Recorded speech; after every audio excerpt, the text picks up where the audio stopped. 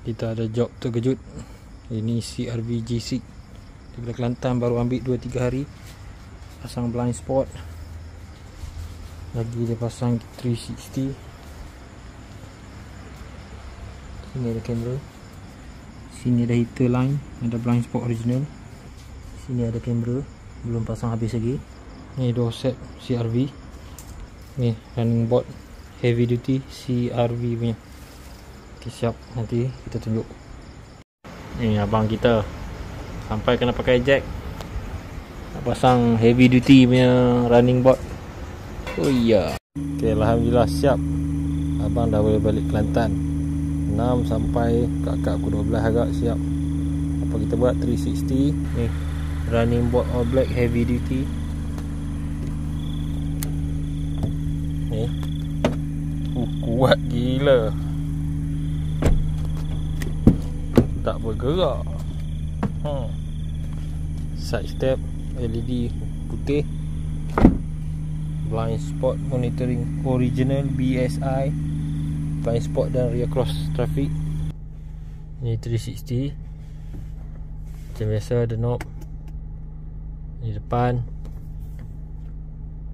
ni belakang, line gerak. Tu ada trigger sensor. Orang datang. Okey, nampak. Dia ada kuning tu. Ni sensor yang mana lah. Okey. Lepas tu macam biasa ada knob. Biasa kita tampal double sided tape sini. Bateri bulat lah. Dia nak buka bateri, slide ke bawah. Okey, kita tampal macam ni, sama macam knob tu lah. Tekan sekali buka, tekan lama tutup.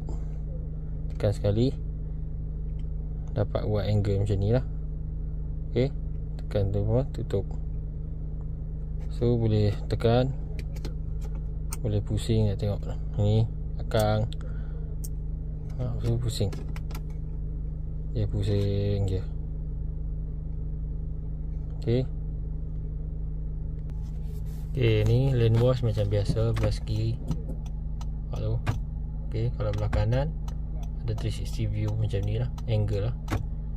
Okey, lagi sini tengok bila kita reverse. Sini ada rear cross traffic alert lah, on dengan off lah. Jom kita pergi try kat atas jalan pula. Lagi satu, boleh on by double signal. Tekan 2 kali, dia dapat 360 juga. Ok, so itu saja. Test blind spot. Ada orang datang, menyala. Kalau bagi signal, bunyi. Ni motor ni kalau kita potong pun menyala juga. Tu tak bagi signal, tak bunyi, menyala saja.